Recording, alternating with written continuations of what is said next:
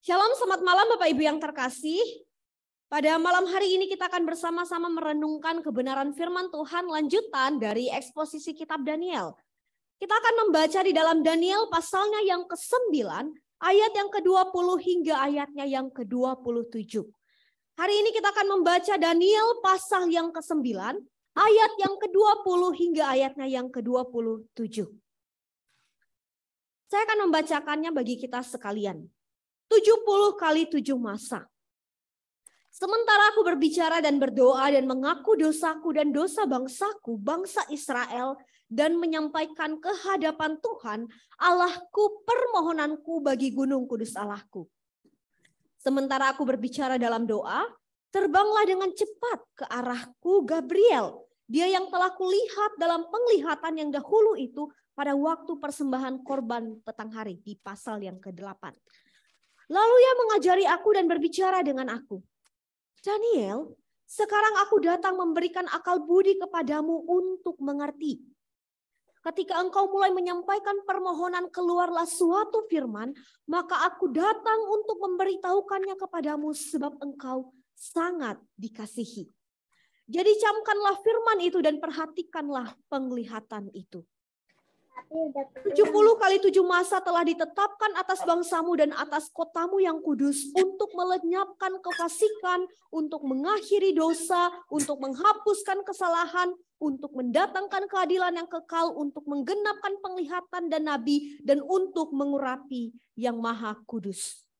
Maka ketahuilah dan pahamilah dari saat firman itu keluar, yakni bahwa Yerusalem akan dipulihkan dan dibangunkan kembali, sampai pada kedatangan seorang yang diurapi. Seorang raja ada 7 kali 7 masa. Dan 62 kali 7 masa lamanya kota itu akan dibangun kembali dengan tanah lapang dan paritnya, tetapi di tengah-tengah kesulitan. Sesudah ke-62 kali 7 masa itu akan disingkirkan seorang yang telah diurapi, padahal tidak ada salahnya apa-apa. Maka datanglah rakyat seorang raja memusnahkan kota dan tempat kudus itu. Tetapi raja itu akan menemui ajalnya dalam air bah. Dan sampai pada akhir zaman akan ada peperangan dan pemusnahan seperti yang telah ditetapkan. Raja itu akan membuat perjanjian itu menjadi berat bagi banyak orang selama 1 kali 7 masa. Pada masa pertengahan 7 masa itu ia akan menghentikan korban sembelihan dan korban santapan. Dan di atas sayap kekejian akan datang yang membinasakan sampai pemusnahan yang telah ditetapkan menimpa yang membinasakan itu. Bapak Ibu yang terkasih, kalau kita membaca pasal yang ke-9 ini, tepatnya di ayat yang ke-20 sampai 27, ini merupakan salah satu bagian yang cukup sulit untuk ditafsirkan di dalam perjanjian lama. Bahkan ketika saya mencoba membaca beberapa sumber, ada banyak sekali sumber yang diberikan yang pada akhirnya saya lihat dan saya pelajari dan saya simpulkan dalam firman Tuhan hari ini yang saya ambil dari tafsiran Adam Clare dan juga tafsiran Lionel Winell. Bapak Ibu yang terkasih, untuk mengawali firman Tuhan hari ini, saya akan membawa kita untuk melihat satu fenomena yang terjadi dalam kehidupan kita. Bahwa setiap orang pasti butuh kepastian, bukan? Benar apa betul? Setiap orang itu butuh yang namanya kepastian. Dari usia anak-anak bahkan sampai usia dewasa, itu saya yakin banget kalau kita butuh yang namanya kepastian. Seorang wanita yang sudah lama berelasi dengan seorang pria pasti butuh kepastian, kapan aku akan dilamar?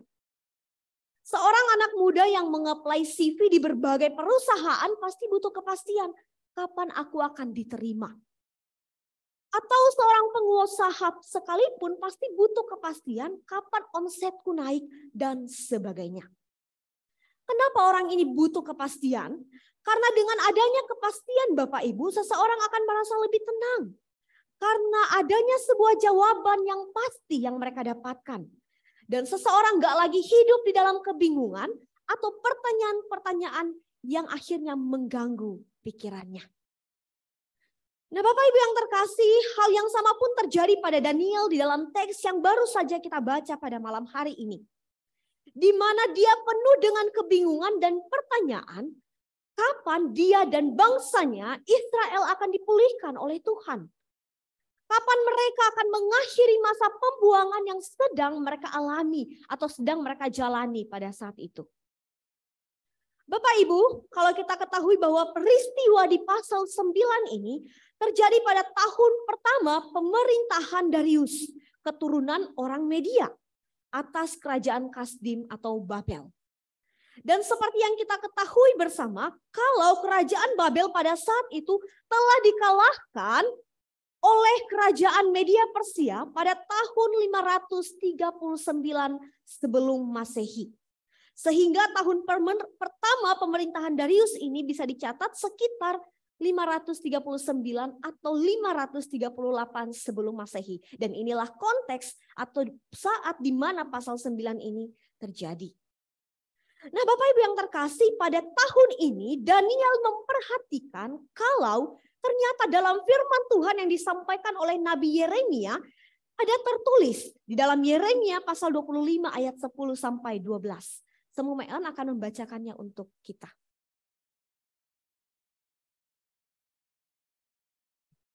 Yeremia 25 ayat 10 sampai 12.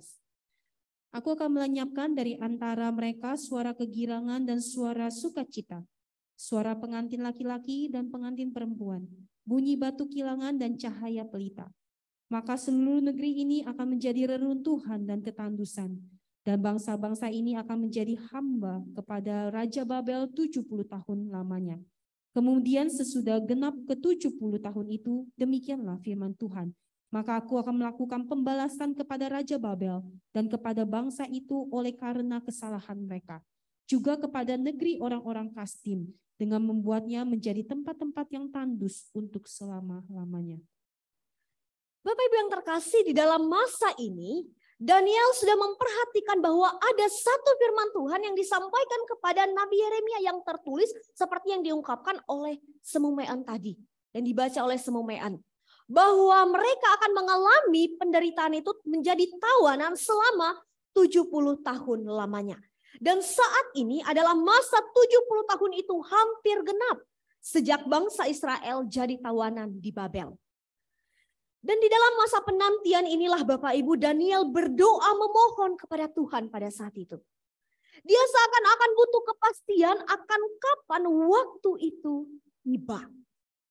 Kalau kita kembali melihat sedikit bagian sebelumnya di dalam ayat 1 hingga ayat yang ke-19, itu berisi tentang doa Daniel yang mengakui dosa-dosa bangsanya sebagai umat Allah. Dan dia juga mengakui kalau pengalaman mereka ditawan ini adalah hukuman yang adil bagi mereka karena hidup tidak berkenan kepada Allah. Sehingga dia benar-benar di sini meminta belas kasihan daripada Tuhan. Pengampunan daripada Tuhan dan pelepasan daripada Tuhan.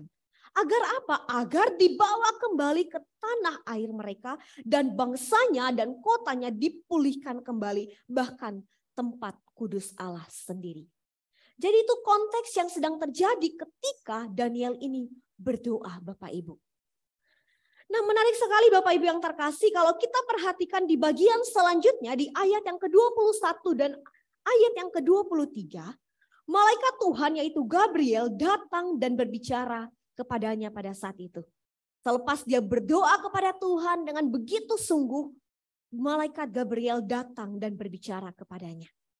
Adam Clarke di dalam tafsirannya mengatakan bahwa kedatangan malaikat Gabriel sebagai utusan Allah yang diistilahkan terbang dengan cepat ini menggambarkan respon Allah yang begitu cepat akan doa Daniel.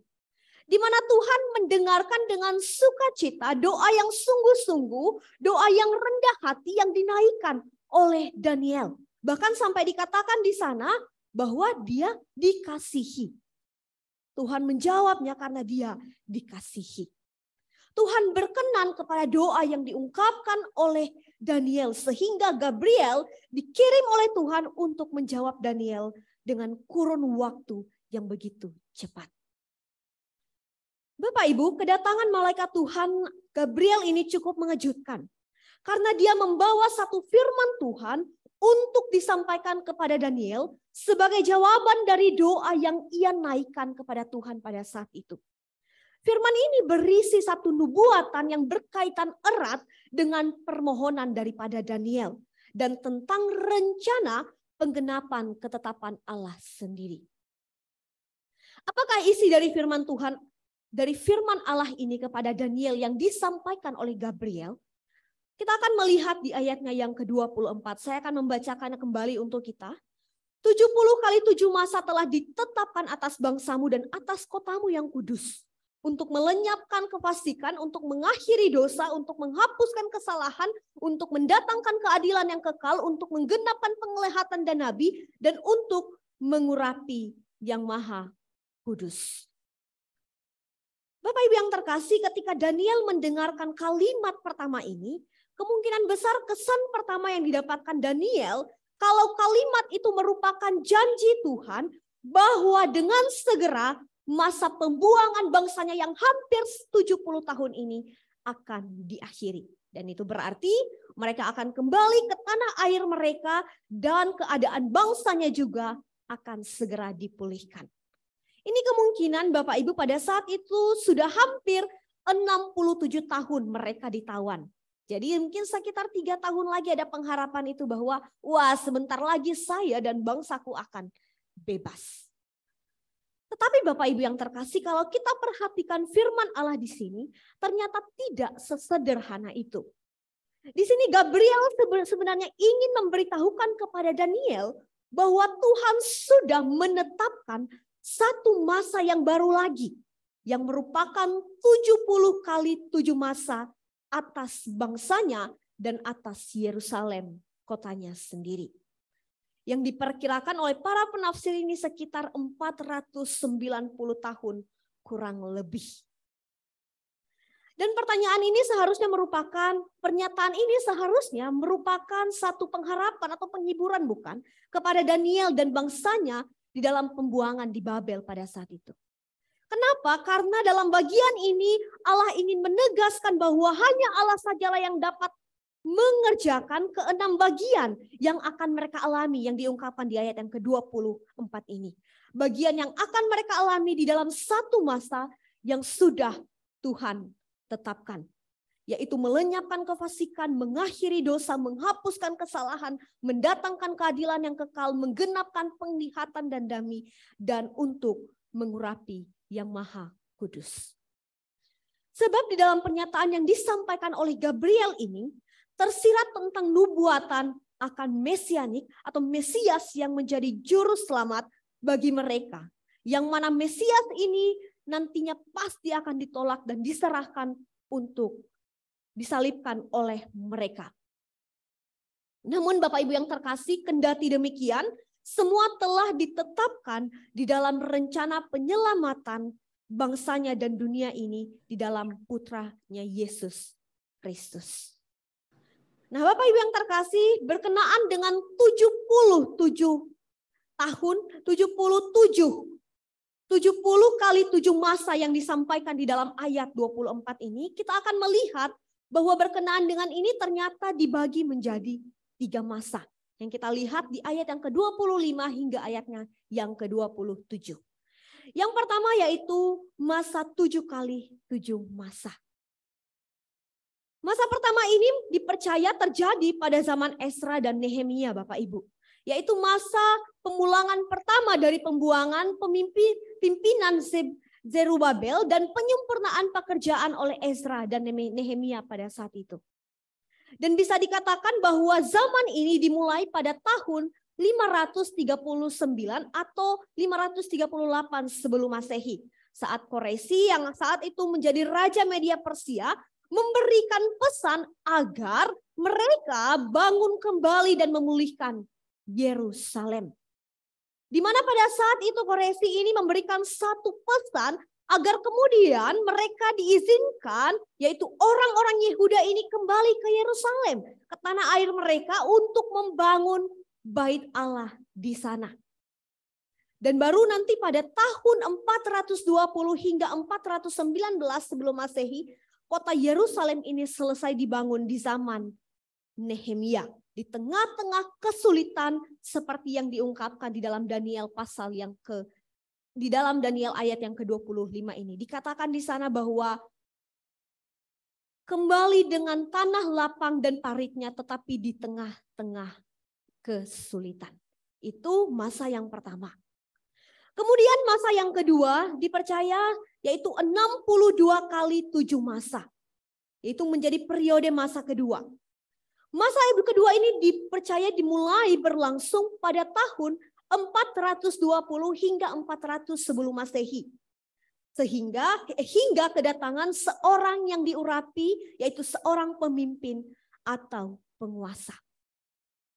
Bapak Ibu yang terkasih, kalau kita melihat jelasnya di ayat yang ke-26 ini, dikatakan seorang yang diurapi itu akan disingkirkan padahal tidak ada salah apa-apa. Bapak Ibu yang terkasih, kata akan disingkirkan di sini berarti dia akan ditolak. Dia akan dibunuh. Dia akan dibunuh yang sangat tepat untuk menggambarkan dan kemudian pada waktu itu dia akan benar-benar tidak dianggap oleh orang-orang. Dan bukankah ini sangat tepat untuk menggambarkan kemudian tentang raja yang diurapi yaitu Yesus Kristus sendiri. Dia seorang yang tidak berdosa namun diadili seperti nabi yang paling berdosa. Dan inilah yang akan terjadi di dalam masa yang kedua ini. Bahwa akan datangnya seorang yang diurapi, atau lebih tepatnya seorang pemimpin, seorang penguasa. Yang nantinya dia akan disingkirkan, ditolak, dibunuh, dan tidak dianggap. Bahkan ketika dia tidak melakukan kesalahan sekalipun, ia disingkirkan. Dan ini sangat menggambarkan tentang Kristus Yesus yang telah datang, yang akan datang kemudian. Dan masa yang ketiga yang cukup panjang Bapak Ibu yang terkasih, penjelasannya yaitu tentang 1 kali 7 masa. Sekali lagi masa yang pertama 7 kali 7 masa, yang kedua 62 kali 7 masa, dan masa yang ketiga yang dibagi adalah 1 kali 7 masa. Masa ketiga ini adalah masa 1 kali 7 masa. Di sini banyak penafsir memberikan pandangan bahwa masa ini terjadi di masa antara kedatangan Kristus sebagai penebus dan kedatangannya kembali. Ya, kedatangan Kristus sebagai penebus dan juga kedatangannya kembali. Dalam ayat 26 sampai 27 ini disebutkan beberapa hal yang akan terjadi di dalam masa yang ketiga ini, di dalam masa 1 kali 7 masa ini. Yaitu yang pertama, kalau kita perhatikan di sana dikatakan, datanglah rakyat, seorang raja memusnahkan kota dan tempat kudus itu.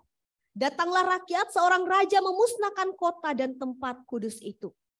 Kalau kita perhatikan di dalam bahasa aslinya mungkin lebih tepat jika ini diterjemahkan sebagai pemimpin besar. Jadi datanglah rakyat seorang pemimpin besar yang akan memusnahkan kota dan tempat kudus ini. Ini maksudnya apa Bapak Ibu? Ternyata peristiwa ini merujuk pada peristiwa tahun 70 Masehi. Yaitu saat tentara Roma dipimpin oleh Titus mengalahkan Yerusalem. Serta menghancurkan bait Allah pada saat itu dan banyak bagian lain di Yerusalem. Setelah itu, kemudian dikatakan juga raja itu akan menemui ajalnya dalam air bah. Nah, jika kita terjemahkan secara harafiah, mungkin ini lebih baik dengan terjemahan berakhirnya akan dengan meluap seperti banjir atau dengan menghanyutkan.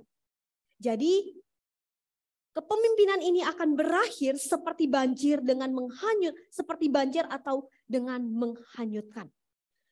Yang dimaksud di dalam konteks ini Bapak Ibu yaitu berakhirnya kota Yerusalem dan bait Allah.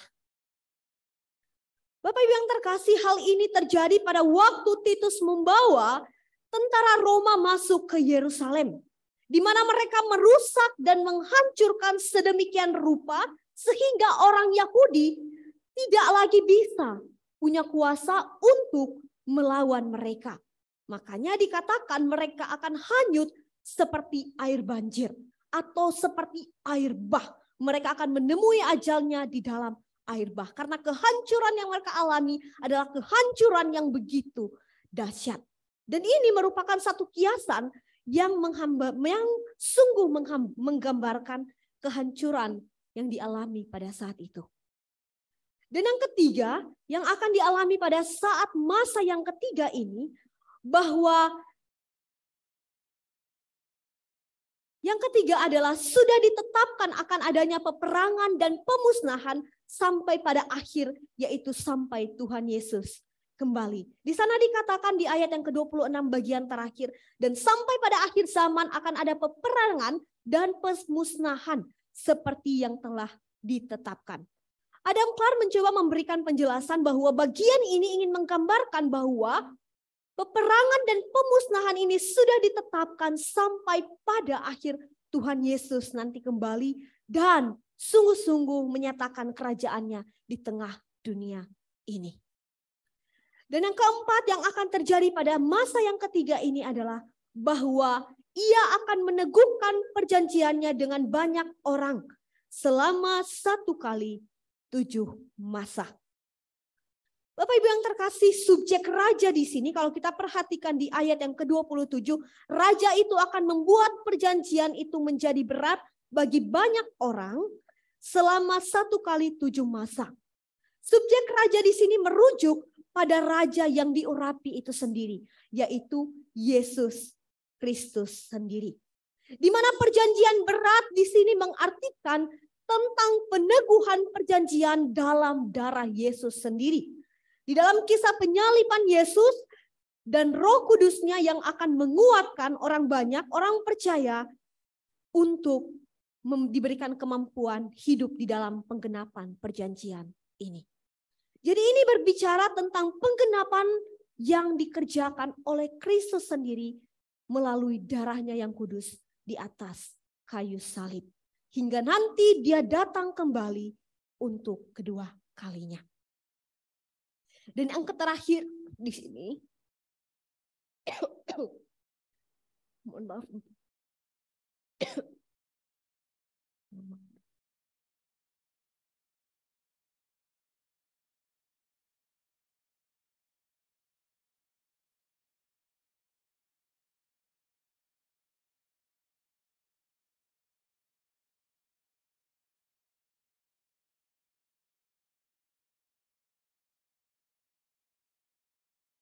Mohon maaf Bapak Ibu, tadi saya ada agak keselak.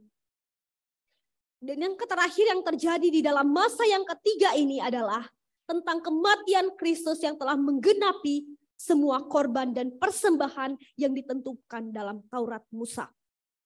Dikatakan di sana pada pertengahan 7 masa itu akan menghentikan korban sembelihan dan korban santapan.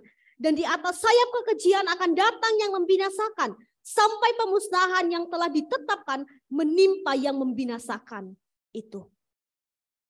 Bapak Ibu yang terkasih, di sini berbicara tentang kematian Kristus yang telah menggenapi semua korban dan persembahan yang telah ditentukan di dalam Taurat Musa. Tetapi namun sekalipun begitu ada banyak orang Yahudi saat itu tetap membawa persembahan korban. Sampai Tuhan sendirilah yang pada akhirnya menghentikan kekejian yang mereka lakukan itu. Dan mendatangkan penghukuman kepada mereka, yaitu di mana Titus dengan tentara Romanya yang menghancurkan dan memusnahkan banyak orang Yahudi. Dan ini merupakan satu penghukuman Allah atas Israel yang menolak Kristus, putranya.